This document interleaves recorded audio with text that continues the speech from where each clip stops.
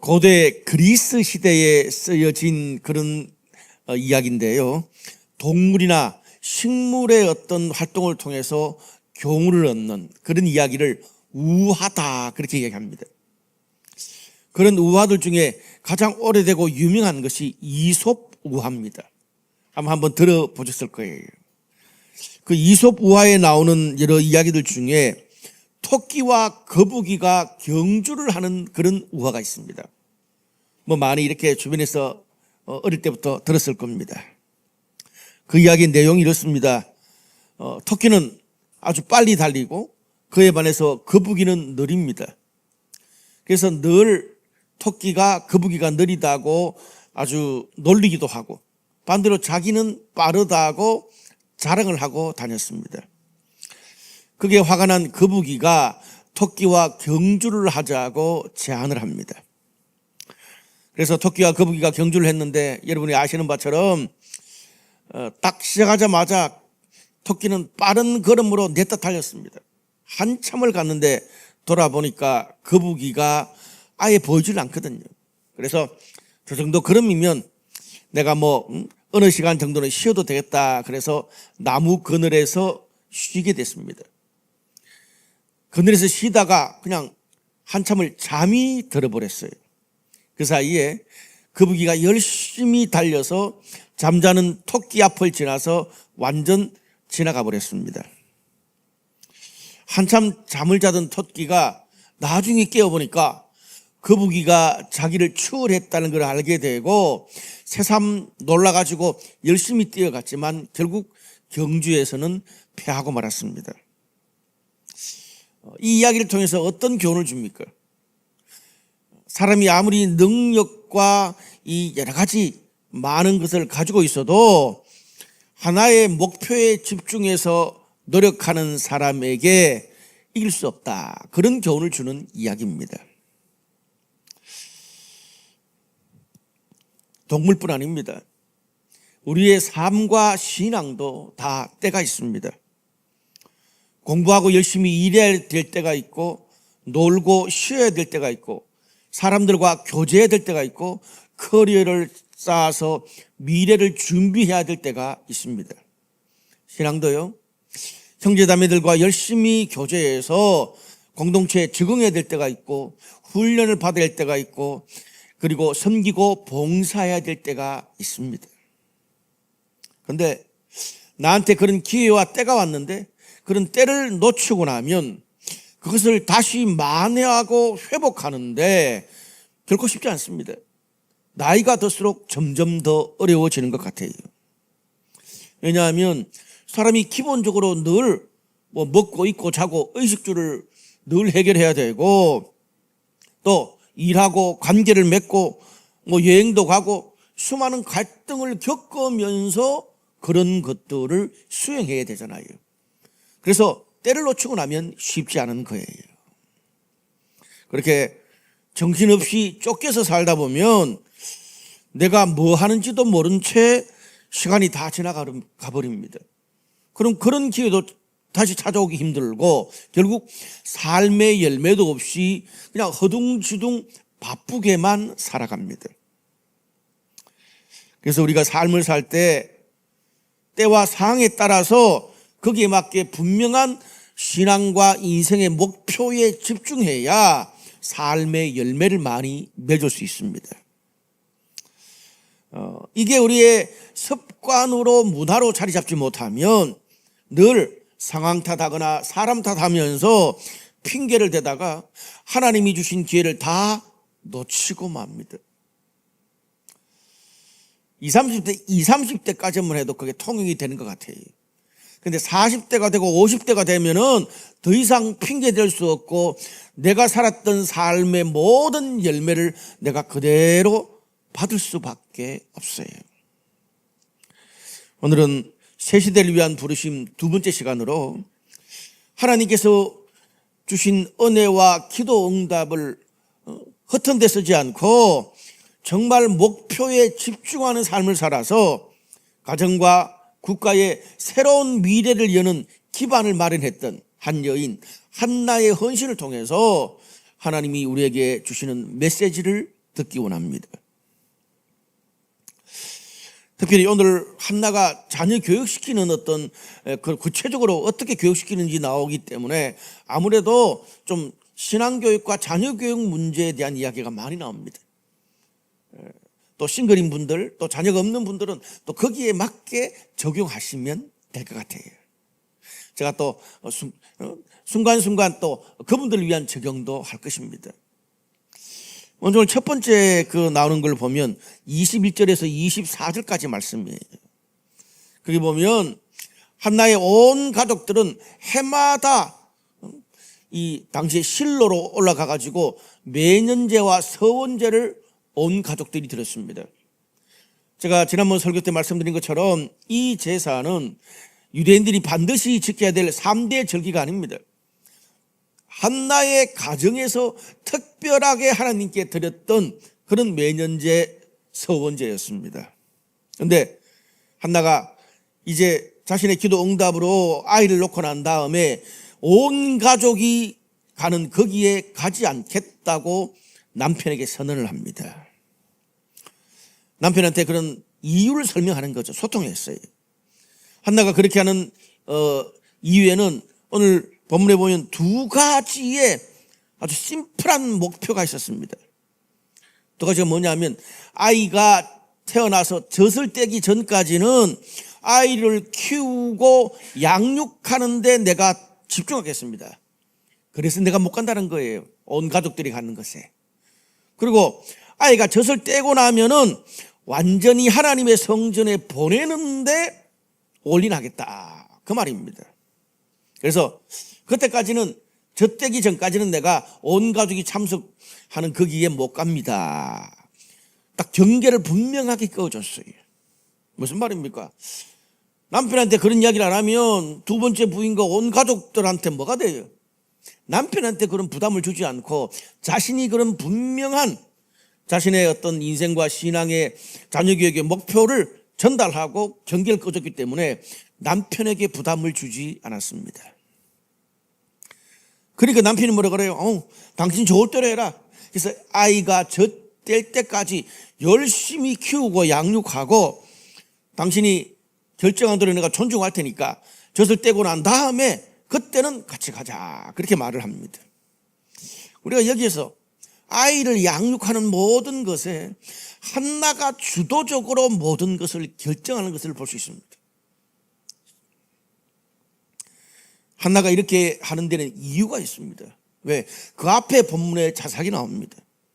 여러분, 앞에 본문에서 한나의 삶에서 물론 아이가 없는 것도 스트레스가 컸지만 그 앞에 성경에 한나의 마음을 격동케 하는 완전 멘탈을 붕괴시키는 그런 큰 일이 하나 있었는데 그게 뭐냐 하면 매년마다 온 가족들이 실로에 가서 이 하나님께 예배를 드리는데 예배 드리고 난 다음에 당시 유대인들의 그 문화 특성상 거기에 있는 고기들을 다 잘라가지고 제사 드린 그 고기들을 자르고 분깃이라 그래요.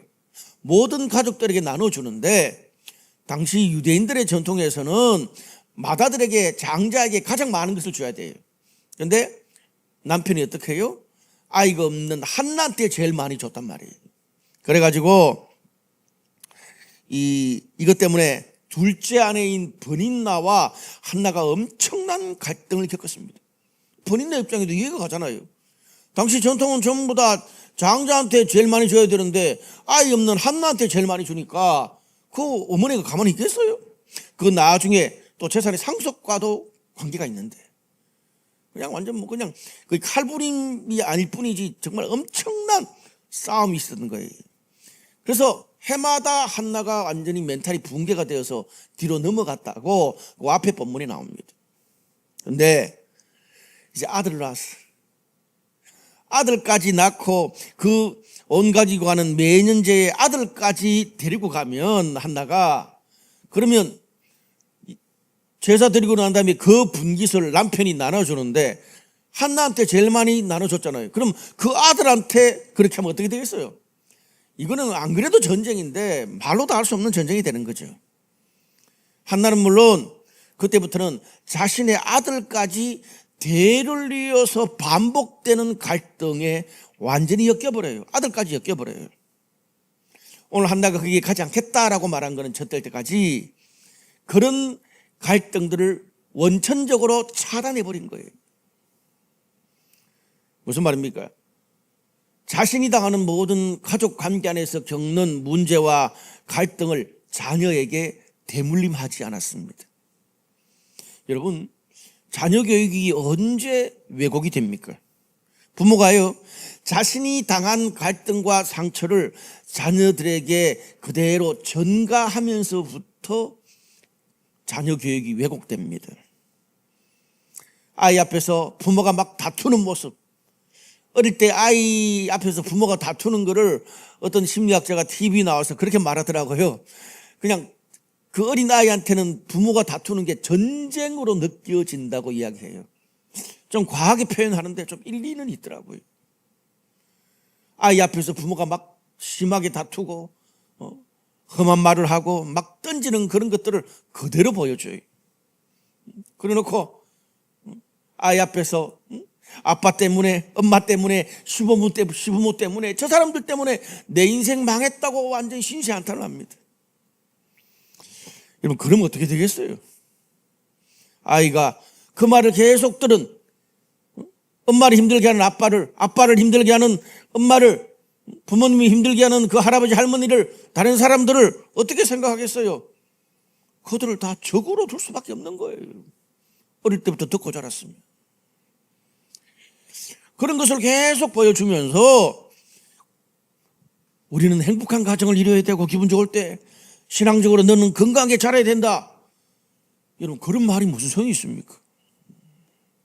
아이는요, 어릴 때부터 그렇게 부모에게 계속 고통을 주는 그 사람들을 부모의 말을 통해서, 행동을 통해서 당연히 미워하고 저주할 수밖에 없는 거예요. 언젠가 어떤 성도 한 분이 상담을 하면서 그래요. 자기가 할머니를 너무 사랑해야 되는데 어릴 때부터 어머니가 그 시어머니한테 막 고통받고 힘들할 때 막 울고 불고 오만 저주를 어릴 때 자신한테 다 퍼붓다는 거예요. 근데 할머니가 좋은 게 너무 많은데 나이가 들어서 그 할머니를 사랑할 수 없다고 얘기하는 거예요. 목사님, 제가 너무 괴롭습니다. 여러분, 우리가 가정에서 부모 세대의 갈등과 상처가 자녀들에게 반복되지 않게 하려면 좋은 어떤 신앙의 전통은 물려주고 상처받고 갈등을 겪었던 모든 것은 따라합시다. 나 하나로 끝내야 된다. 내 세대에서 끝내야 된다. 이게 중요합니다. 그래서 우리 자녀들한테는요, 자녀 세대의 모든 내가 있었던 부모 세대의 모든 것들은 이 부정적인 것들과 자녀들을 분리시켜 줘야 됩니다. 우리 흔히 어릴 때 깨지고 상처받은 환경에서 자라면 그게 대문이 된다 그러잖아요. 여러분, 어릴 때 상처받고 깨진 가정이라고 모두가 다 그렇게 되는 것은 아니더라고요. 그것을 반면 교사로 삼아서 더 행복한 가정이 되는 분도 많이 봤습니다. 저는 과거에 제가 생수의 강 같은 데 가서 제가 완전 깨진 제 가정 스토리를 이야기했습니다. 그것 때문에 제가 젊을 때 굉장히 저도 깨진 그런 성품으로, 모난 성품으로 자랐습니다. 근데 제 생각을 완전히 바꾼 정말 신앙의 한 모델이 있는데, 제가 과거에 어릴 때 시골교회 다녔을 때 그때 장로님 한 분, 김태영 장로님이라는 분이십니다. 지금은 은퇴한 지 오래됐죠. 제가 언젠가 설교 때 한번 말씀드린 적이 있는데, 그분의 아버님이 술주정뱅이였어요. 그분의 어머니 권사님이 다 교회 와서 기도하고 신실하게 사는데 술만 먹으면 그냥 그 부인을 패고 그냥 가정을 이렇게 먹여 살리지도 못하고, 권사님이 다 농사 짓고 자녀들 먹여 살리고 신앙생활하고, 아버지는 늘 그렇게 살았어요. 근데 어느 날 그 아버지가 술을 먹고 어머니를 많이 패다가 어머니가 어떻게 해요? 그때부터 다리 한쪽을 절게 됐어요. 그 아들이 그 아버지를 받아들일 수 있겠습니까? 멱살 잡고 난리가 난 거예요. 집을 나가버린 거예요. 근데 장로님 어릴 때 그 장로님 너무 불쌍하니까 교회 권사님들이 그냥 집에서 키워주고 교회 재워주고 그러면서 교회 살면서 신앙을 가지게 된 거예요. 근데 언젠가 그분이 동일한 아픔을 겪은 저한테 그 말씀을 하시더라고요. 자기가 그런 아버지를 보면서 나는 저 아버지의 있었던 모든 상처와 갈등을 내 세대에는 끝내겠다고, 반면교사하겠다고 날마다 생각을 했대요.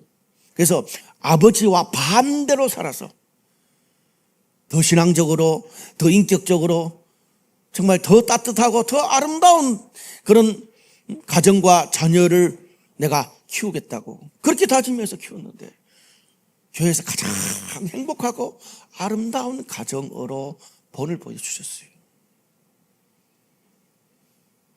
젊을 때 저한테 그게 얼마나 웅변이 되었는지 몰라요. 그래, 나도 저렇게 살아야지. 비록 나는 상처받고 갈등을 겪는 그런 가정에서 살았지만 내 아이에게 내가 이룰 가정에서는 좋은 성품, 성숙한 대화, 풍성한 식단, 건강하게 자라고 뛰어놀 수 있게 가족들을 잘 먹이고 잘 입히고 케어를 잘 해줘야 자녀가, 가족들이 가정에서 쉼을 얻고 건강한 멘탈로 살아갈 수 있겠구나, 그런 생각을 하게 됐어요. 여러분, 가정뿐 아닙니다. 어떤 모임이나 단체에서 우리가 리더가 될 때도 마찬가지입니다. 리더의 역할이 뭡니까? 군림하는 자리가 아니고 섬기는 자리입니다. 군림하는 게 아니라 섬긴다는 말이 뭡니까? 의미가 뭡니까? 당연히 내가 높은 위치에 있으면, 이끄는 위치에 있으면 거기 따라오는 그런 권위와 명예는 내가 누리겠죠. 그것만 누리는 게 아니라 리더로서 마땅히 져야 될 책임도 내가 지는 것입니다. 여러분, 리더는요, 책임지는 것이 일입니다. 아래 사람들은 일 잘하는 게 업무지만 리더는 그들을 관리하고 책임지는 게 일이에요. 그게 쉽지 않습니다. 늘 내 자신만 생각하고 내 주변만 생각하다가 그렇게 살다가 갑자기 어떤 위치에 내가 딱 올라가서 다른 사람을 관리하고 돌보고 그들의 실수까지 내가 다 책임져야 된다고 생각하니까 그게 습관이 안 되면 너무 힘들고 부딪히는 거예요. 훈련을 해야 됩니다. 여러분, 이 말이 맞는 게 회사에서요, 신입이나 대리가 일을 해서 실수를 했어요. 그리고 욕 좀 얻어먹으면 돼요. 책임까지 질 필요는 없어요. 그리고 그들은 그냥 윗사람 탓만 하면 돼요. 다 우리도 그런 과정을 겪었지 않습니까? 그런데 회사에서 부장이 되고 차장이 되고 임원이 되면 어떻습니까? 밑에 사람이 일을 잘못해서 완전 그 프로젝트, 그 일 망했어요. 그러면 내가 한 게 아닌데요? 저 대리가 했는데요? 그럴 수 있어요? 아니죠. 늘 그렇게 얼렁뚱땅 빼먹는 그 사람들을 내가 미리 체크하고 점검하고 관리하는 게 나의 리더로서의 임무라는 겁니다. 여러분, 그래서 제가 늘 말씀드린 것처럼 리더는요, 가정에서, 직장에서, 사회에서, 교회에서 충격을 이렇게 줄여주는 스프링 역할을, 이걸 잘해야 돼요. 충격의 완충 역할을 잘하는 스프링 같은 그런 리더십을 가져야 됩니다.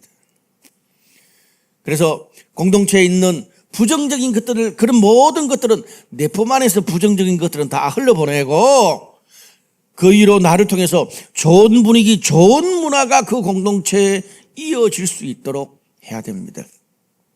물론 우리가 사람이기 때문에 100% 그렇게 살기는 어렵겠지만 될 수 있으면 우리가 리더가 되었을 때, 앞장설 때에, 이끌 때에는 다른 사람들에게 부정적인 어떤 것들을 전가시키거나 남 탓을 해서는 안 됩니다. 여러분, 오늘 본문을 보세요. 적어도 한나는 자녀를 키우고 그런 여러 가지 할 때에 이 가정에 갈등이 없었습니까? 엄청난 갈등이 있었습니다. 그런데 이런 모든 것에 자녀를 키우는데 남편 핑계를 대지 않았습니다. 자신이 딱 선언을 했습니다. 그리고 갈등을 겪고 있었던 번인나 탓도 자녀 교육에 끌어들이지 않았습니다. 자신이 받는 모든 스트레스와 고통을 가족들에게 전가시키지 않았습니다. 어떻게 해요? 모든 것을 자신이 책임지고 주도적으로 했습니다. 이게 한나의 자녀 교육, 가정생활의 중요한 부분입니다. 두 번째로, 그 다음 25절에서 27절까지를 보면은 젖을 뗀 후에 아이를 이제 성전에 맡기면서 엘리 제사장을 다시 만나서 대화하는 장면이 나옵니다. 여기에서 한나의 태도가 굉장히 중요합니다. 태도가, 말하는 태도가. 어떻게 말합니까? 엘리한테 두 번째 보는 거잖아요. 내가 과거에 당신 옆에서 기도했던 여자인데 하나님께서 그런 내 기도에 응답하셔서 아들을 주셨습니다. 이제 내가 하나님께 서운한 대로 아들을 성전에 맡깁니다. 심플하게 그렇게 이야기해요. 저라면 이 이야기를 했을 것 같아. 거기에다가 사실 제사장님, 내가 예전에 힘들어서 그렇게 기도하는데 제사장님 그런 나보고 술 끊으라 그랬어요. 위로는 못 해줄 망정 제사장이 그럴 수 있습니까? 나 그때 상처 많이 받았어요. 당신은 나를 그렇게 오해하고 무시했지만 하나님은 나를 축복해 주셔서 자녀를 주셔서 나는 성전에 맡깁니다. 그렇게 대받아치거나 원망하지도 않았습니다. 여러분, 한나라고 왜 제사장한테 상처 안 받았겠어요? 상처 엄청 받았을 것 같아. 그런데 한나가 어떻게 해요? 오늘 본문에 어떤 태도를 취합니까? 과거의 해묵은 감정에 연연하지 않고 자신의 변화와 서원만을 담담하게 객관적으로 전달합니다. 제사장한테. 여러분, 왜 그랬을까요? 자신의 아들을 성전에 맡기면 누구 밑에 보내야 돼요? 엘리 제사장 밑에 보내야 돼요. 근데 거기다가 고주할 미주할 내 섭섭한 마음을 다 늘어놓으면 나중에 엘리 제사장이 성전에서 이 한나의 아들을 데리고 있어야 되는데 잘 대해주겠어요? 키워주겠어요? 아니죠. 안 키워주죠. 한나는요, 자신의 불편한 그런 과거의 어떤 그 감정이나 일 때문에 자녀의 앞길에 어떤 장애도 두지 않았습니다. 오히려 다음 한나 2장에 보면 한나가 하나님께 찬양하는 한나의 노래가 나옵니다. 오히려 그때 자신의 억울했던 감정들을 그때 다 하나님께 토로합니다. 무슨 말입니까? 나의 불편하고 섭섭하고 예민했던 모든 마음들은 하나님께 다 털어내고 아이를 맡게 될 제사장과의 공적인 관계에서는 축복하는 모습을 보여줍니다. 여러분, 이게 멋있는 부모입니다. 자기 자존심은 죽이고 아들 때문에. 여러분, 우리가 가족이나 친밀한 사람들한테야 우리가 가졌던 모든 그 마음들을 고주할 미주알 다 이야기할 수 있죠. 그런데 오늘 여기 두 분밖에 안 본 엘리 제사장처럼 직장 상사나 그냥 팀의 일원이 되어서 함께 일할 수밖에 없는 관계나 아니면 고객이나 업무를 위해서 계속 만나야 되는 비즈니스 관계나 또 소울메이트는 아니지만 같은 셀은 아니지만 그다음 같은 공동체에서 신앙생활을 계속해야 되는 그런 관계도 있습니다. 친밀한 관계보다는 한 발짝 떨어져 있는 그런 관계죠. 이런 관계에서 그렇게 자주 만나는 것도 아니고 이런 관계에서 불편했던 몇 가지 일이나 감정 때문에 척을 지거나 원수를 만들 필요가 없다는 거예요. 따라합시다. 서로 싫어하지 않으면 된다. 싫어하지 않으면 돼요. 특별히 내 삶의 주도권을 가지고 있는 윗사람들 같은 경우는 더 합니다. 조금 불편해도 같이 그냥 섞여서 지내고 같은 팀이면 그냥 일하고 우리로 같이 밥 먹어야 될 때 같이 밥 먹고 그냥 프로젝트 진행하는 따라합시다. 그런 무난함이 필요합니다. 마음에 안 드는 모든 것을 여러 사람들 앞에 다 온몸으로 표현해버리면 그럼 상대도 내가 없을 때 그렇게 대합니다. 여러분, 저는 나이 40대 때까지 이걸 몰랐습니다. 이것 때문에 정말 제 주변 사람들이 저한테 따르는 사람 아니면 적이 되더라고요. 이유를 몰랐어요. 40대에 큰 대가를 지불하고 어떤 장로님 한 분의 그런 정말 진정성 있는 충고 때문에 이걸 바꾸기 시작했습니다. 지금은 뭐 거의 다 많이 좋아졌습니다. 얼마나 중요한지 몰라요. 왜 이게 중요하냐? 여러분, 우리가 나이가 들수록 이런 한 발짝 멀리 있는 관계들이 점점 더 많아집니다. 친밀한 관계는 점점 줄어드는데 오히려 한 발짝 멀리 있는 이런 관계가 점점 많아지는데, 신기한 거는요, 여러분, 우리 인생의 결정적인 상황에 딱 만났을 때 친한 사람들보다 오히려 한 발짝 멀리 서 있지만 과거에 함께 했던 그런 사람들이 인생의 결정적인 역할을 할 때가 너무나 많더라고요. 여러분, 안 그러세요? 여러분, 그래서 이 엘리와 같은 관계에서 잘해야 돼요. 세 번째로 24절에서 28절까지 말씀을 보면 드디어 아이가 젖을 때입니다. 한나가 하나님께 서원한 대로 아들을 성전에 보내서 어떻게? 어릴 때부터 평생 주님의 일에 수종들게 합니다. 그런데 오늘 여기에 아들을 성전에 맡기면서 수소 3마리와 뭐 포도주 한 부대와 뭐 여러 가지를 하나님께 제사 드리려고 가지러 갔습니다. 여러분, 이스라엘 백성들 구약 성경에 하나님께 제사 드리는데 뭐 어린 양 많이 나오고 뭐 여러 가지 비둘기 나오는데 수소를 하나님께 드린 거 읽어본 적 있습니까? 거의 없습니다. 근데 한 마리도 아니고 수소를 3마리 드렸어요. 여러분, 수소는요, 그냥 소입니다, 소. 수소. 밥 깔고 일하는 수소입니다. 여러분, 보통 당시 그 중동 유대 지방에 소가 동네에서 한 마리 정도 있을까 말까 합니다. 그래서 그 소 한 마리 있는 집이 있으면 돈 주고 품삯 주고 해가지고 그 소 한 마리로 온 동네 일을 돌아가면서 다 합니다. 그 소 한 마리 있는 집은 정말 떼돈 버는 거예요. 그런데 하나님께 아이를 서원으로 이제 하나님의 성전에 맡기는데 그 수소를 몇 마리 드렸다고요? 3마리. 미친 거지 이거.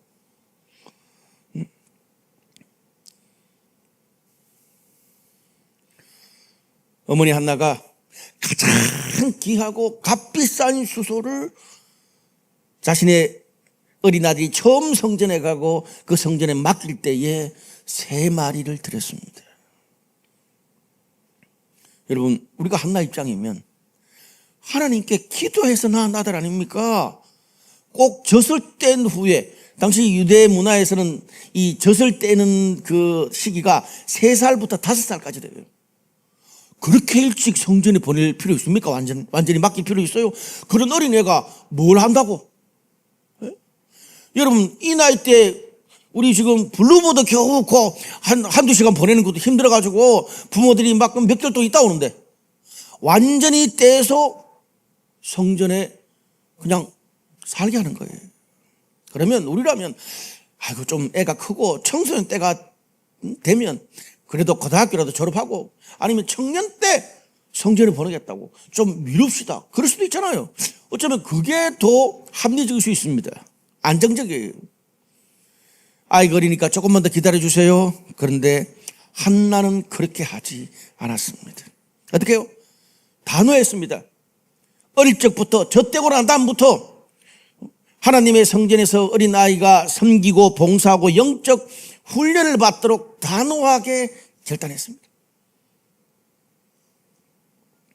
오늘 이렇게 한나의 모습에는 아이를 양육하는 것뿐 아니라 아이에게 신앙교육을 하는 것조차도 자신의 남편 탓하지 않았고 가정의 상황이나 자신의 불편한 감정이나 심지어 제사장이나 교회 탓도 하지 않았습니다. 이 모든 것을 하나님 앞에 아이를 양육하고 신앙교육하는 그 모든 책임을 누가 졌어요? 한나가 지고 한나가 주도했습니다. 오늘 성경은 자녀교육에서 굉장히 중요한 본문입니다. 이게 오늘 본문의 핵심입니다. 한나가 다 나오는 거예요. 지금. 제사장한테 맡기고 성전에 보내지만 그 모든 주도권을 누가 지었다고요? 한나가 진 거예요. 젖대기 전에 아이를 양육할 때는 거기에 집중한다고 온 가족들이 가는 매년제 예배도 제대로 못 드렸습니다. 여러분, 매년제 가서 온 가족이 예배 드리고 은혜 받고 그러는데 아이 키운다고 한나는 영적으로 예배도 못 드리고 얼마나 답답하고 지치고 힘들었겠어요. 여러분, 우리 어린아이를 둔 부모님들이 아이 키우면서 그렇잖아요. 그런데 한나는 뭡니까? 아이가 어렸을 적에 그 어린아이를 키우는 부모가 자녀를 지극정성으로 먹이고 입히고 친밀하고 정성스럽게 케어한 모든 것이 그 시절의 부모한테는 그게 예배고 그게 성교 행위라는 것을 한나가 받아들였다는 말입니다. 저희 교회가 그렇게 해서 이런 식으로 애들이 어릴 때는 부모가 거기에 집중하는 것이 최고의 예배라고 생각하는 거예요. 그런데 젖을 떼고 난 다음에는 아이를 신앙교육할 때는 어떻게 해요? 이제 아이를 신앙교육을 해야 되는 그런 상황에는 거기에 올인하고 집중을 했습니다. 마을에 한 마리 겨우 있다는 수소를 3마리를 드리고요. 엄청난 돈이죠. 그리고 젖대고 난 뒤부터 아이가 성전에서 하나님을 알고 배우고 봉사하는데 모든 지원을 아끼지 않았습니다. 여러분, 어린 사무엘이 어릴 때는 몰랐을 거예요. 근데 점점 자라면서 주변에 다른 부모들이 아이를 데리고 성전에 와서 어떻게 하는지를 자기 엄마 한나랑 비교하지 않았겠어요? 나중에 얼마나 강력하게 어린 사무엘에게 그것이 신앙적으로 각인이 되겠습니까? 저희 아버지 장로님으로 평생 사셨는데 저한테 상처도 많이 줬어요. 근데 신앙적으로 저한테 각인을 시킨 2가지가 있었어요. 제가 뻑하면 이야기 하잖아요. 하나는 11조. 말씀드렸죠? 예? 첫 월급을 타면 그걸 어떻게? 다 하나님께 바친다. 그리고 그 월급 다 바치고 나면 그냥 내 그래 한 달 살 거는 아버지가 좀 도와주는 거예요. 그렇게 어릴 때부터 가르치셨습니다. 저는 그게 얼마나 충격적인지를 몰랐습니다. 나중에 목사가 되고 난 다음에 그게 얼마나 중요한지 알았습니다. 그래서 저도 전도사 채도 그렇게 드리고 저도 우리 자녀들한테 그렇게 해서 이제 3대까지 전통이 내려갔습니다. 우리 자녀들은 어떨지 모르지. 하여튼 저는 그게 너무나 평생 신앙에 각인이 돼버렸어요. 또 하나는 제가 그때도 과거도 말씀드렸잖아요. 우리 아버지가 제가 이렇게 교회에서 어릴 때 예배 드리면 늘 이렇게 서성거리셨어요. 늘 서성거렸어. 저는 그때 우리 아버지가 왜 서성거리는지 몰랐어. 나를 감시한다고 생각했어. 감시하는 게 맞죠. 그리고 어린이 예배가 있는 그때 가장 그 시간에 맞는 다른 부서의 부장으로 가거나 그때 섬기고 봉사하셨어요. 제가 청소년이 될 때까지. 저도 그래서 그런 자녀 신앙 교육을 배워서 저도 자녀들한테 그렇게 한 거예요. 여러분, 어린아이가 신앙생활을 해봤자 얼마나 합니까? 10살도 안 된 아들한테 너가 자유롭게 신앙을 선택할 수 있도록 해라. 그런 부모가 있더라고요. 제가 더 뒤에 말을 안 하겠습니다. 언제 이성이 생기냐고요. 언제 경험도 안 해봤는데 아이가 뭘 할 수 있습니까? 여러분, 어린아이들은요, 부모가 교회에 나와야 아이도 나올 수 있어요. 어린아이들은 부모가 예배를 드려야 밑에 가서 어린이 예배를 드릴 수 있잖아요. 근데 부모가 이렇게 빠지고 저렇게 빠지고 늘 그러면 아이도 늘 이렇게 빠지고 저렇게 빠지고 그거에 섭속이 되는 거예요. 나중에 가가지고 우리 아이는 신앙적으로 건강해야 되는데 아이는 뭘 배워요? 왔다 갔다 하는 걸 배울 수밖에 없는 거예요. 어릴 때이기 때문에 그런 거예요. 그럼 헌금을 우리 부모님이 어떻게 하고 우리 부모님이 어떻게 셀모미를 하고 우리 부모님이 어떻게 섬기고 봉사하는 거를 아이들이 보지 않겠어요? 우리 교회는 온라인 그 셀모임을 많이 하잖아요. 그럼 어릴 때 뭡니까? 우리 엄마가 늘 그냥 구석방에 가가지고 막 온라인을 하는 거 셀모임 하는 거 오늘도 12시에 끝났어? 그거 다 보잖아요. 애 데리고 와가지고 아빠가 꾸벅꾸벅 졸면서 예배 드리는 거 안 봅니까? 요즘 세대에 내 스타일하고 안 맞는 사람들과 같이 모임을 지속적으로 계속 하는 게 얼마나 어려워요, 요즘 세대들한테. 맞잖아요. 내 먹고 살고 놀러 가는 것도 힘든데 교회를 섬기는 거 쉽지 않잖아요. 그래서 히브리서 10장 보면은 모임을 피하는 어떤 사람들과 같이 하지 말고 말세가 되면 사람들이 주님 공동체에서 모이고 섬기는 것들이 그런 문화가 점점 사라질 거다. 말세가 될수록 더 단단히 너희가 그렇게 살지 말고 본을 보이라고 말하잖아요. 여러분, 신앙교육은 이게 너무나 중요해요. 여러분, 아이들이 어떻게 어릴 때부터 친밀하게 신앙 공동체를 형성하는 걸 배웁니까? 부모가 와가지고 그렇게 할 수 있도록 해줘야 아이들도 친밀한 공동체를 형성할 수 있어요. 오늘 본문에 나오는 한나처럼 부모가 앞장서서 어떻게 하나님을 예배하고 헌금하고 섬기고 공동체와 관계를 맺는지 보여줘야 신앙이 자녀들에게 전수됩니다. 신앙은 말로 배우는 게 아니에요. 행동과 습관과 문화로 배웁니다. 저는 여러분 오늘 이 한나의 이 본문의 말씀이 있는 이 사무엘상 1장 21절부터 28절, 나중에 사무엘이 어떻게 이스라엘 전역을 돌아다니면서 사역하는지를 보면 그냥 한나 그대로 따라합니다. 사무엘이 위대한 게 아니에요. 한나가 위대한 거예요. 말씀의 결론을 맺을게요. 우리가 오늘 본문을 통해서 한나를 통해 배우는 게 뭡니까? 자녀가 어릴 때 키우고 양육해야 될 때는 본인이 예배도 못 드리고 가족 모임에 참석도 못하고 지치고 어려워도 어떻게 해요? 그것을 내가 하나님 뜻에 순종한다고 생각하고 거기에 집중하고 올인했습니다.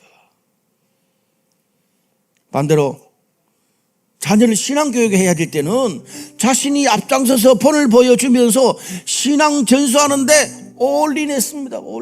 수소 3마리 들어가면서. 여러분, 그 사이에 한나라고 어려움 없었겠어요? 주변에서?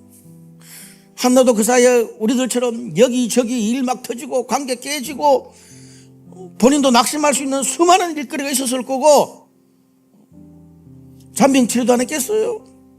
수많은 일들이 한나도 우리들처럼 그 사이에 일어났을 거예요. 그런데 그런 모든 것들이 한나에게는 기꺼이 신앙의 목표를 이루는 격가지에 불과했어요. 그것 때문에 어릴 때 애를 양육하고 젖대고 하나님의 성전에 맡기는 그 목표가 흔들리지 않았어요. 찡찡거려도 흔들리지 않았어요. 낙심해도 흔들리지 않았어요. 한두 번 떼굴떼굴 굴러도 흔들리지 않았다는 말입니다. 하나는 하나님께서 자신에게 허락하신 이 상황에 맞는 분명한 목표를 가지고 최선을 다했습니다. 단순하게 살았습니다. 여러분, 우리 인생도 마찬가지입니다. 열심히 애 키우고 커리어를 준비해야 될 때가 있고 신앙적으로 훈련받고 봉사하고 하나님께 내 자신을 드려야 될 때가 있습니다. 한나 패턴이죠. 근데 저를 돌아보니까 우리는 거꾸로 할 때가 더 많은 것 같아요. 아이를 열심히 키워야 될 때 그때 하나님께 헌신한다고 날리고 정작 하나님께 헌신해야 될 때 뜬금없이 아이를 키워야 된다고 이야기를 합니다. 거꾸로죠. 분명히 지금은 커리어를 쌓고 내 삶에 집중해야 되는데 하나님께 헌신한다 그러다가 삶의 기반을 다 날려버립니다. 반대로 이제 안정적인 직장에 들어갔어. 아이도 신앙교육을 어느 정도 하고 내 삶에 하나님께 드려야 될 그때에 오히려 내 삶의 문제와 갈등에 휘둘려 가지고 이제 신앙의 열매를 거둘 수 있을 기회를 다 놓치고 삽니다. 돌아보면 우리가 살면서 하나님께 받은 은혜가 얼마나 많고 하나님께 받은 기도 응답이 얼마나 많습니까? 한나처럼 그걸 잘 간수하고 유지하고 집중해도 벌써 열매를 거뒀을 거예요. 그럼 우리 돌아보면 그렇잖아요. 하나님 아버지, 내가 이 어려움을 꼭 극복하고 이 돈을 주시고 우리의 가정의 문제를 풀어주시고 내가 좋은 직장에 가게 해주시고 내가 좋은 사람 만나 결혼하게 해주시고 내 완전 답답한 마음을 넘어서서 은혜 주시면 내가 주님 뜻대로 살게요. 근데 그 빚에서 풀려났고 좋은 직장에 갔고 이제 아이들 얼마나 얼른 좀 더 컸고 스스로 도저히 감당할 수 없는 그런 내 마음의 답답함도 하나님이 은혜로 다 치유됐는데, 그럼 이제 그거를 잘 가꾸고 잘 섬기고 잘 양육해서 하나님 앞에 열매를 거두면 되는데 이제 뭐예요? 하나님, 그러다 보니까 또 저게 없어서 힘드네요. 또 저게 마음에 안 들어서 낙심이 되네요. 또 저게 혼란스러워서 어떻게 하죠? 그래서 하나님이 주셨는데 또 멈췄다가 또 뒤로 갔다가 다시 또 주시면 또 조금 왔다가 다시 뒤로 갔다가 다시 멈추다가 그렇게 결국 10년, 20년, 30년 사는데 수많은 은혜를 받고 결단을 했는데 결국은 제자리 걸음이 되는 거죠. 우리도 한나보다 더 큰 은혜를 많이 받았어요. 사랑하는 여러분, 오늘 본문 말씀을 보면서 하나님께서 우리에게 큰 은혜를 주시고 우리의 기도 응답을 통해서 우리의 어떤 문제를 풀어주시고 어떤 환경을 열어주시면 거기에 수많은 낙심하고 상처받고 우리가 그냥 멈출 수 있는 그런 거리들이 많죠. 그러나 오늘 이 말씀을 들으면서 그것들은 격가지에 불과하다고 여기십시오. 흔들리면서 가세요. 찡찡거리면서 가세요. 제가 찡찡대는 사람이니까 찡찡대지도 않고 못 살아요. 하나님이. 우리가요. 저희 와이프는 저한테 찡찡대지 마라 그러는데 저는 찡찡대면서 가면 돼요. 사랑하는 여러분, 우리에게 주어진 시간과 때가 그렇게 많지 않습니다. 지금 꼭 그때 해야 될 게 있어요. 그럴 때 하나님께서 그런 환경을 열어주시니까 그때 우리가 하나님 앞에 드릴 수 있는 최선의 것을 해서 하나님이 여러분을 통해 주시는 그런 은혜와 신앙과 삶의 열매를 마음껏 누리시는 우리 모든 블레트 강남교회 성도들 되시기를 주님의 이름으로 축복합니다. 기도하시겠습니다.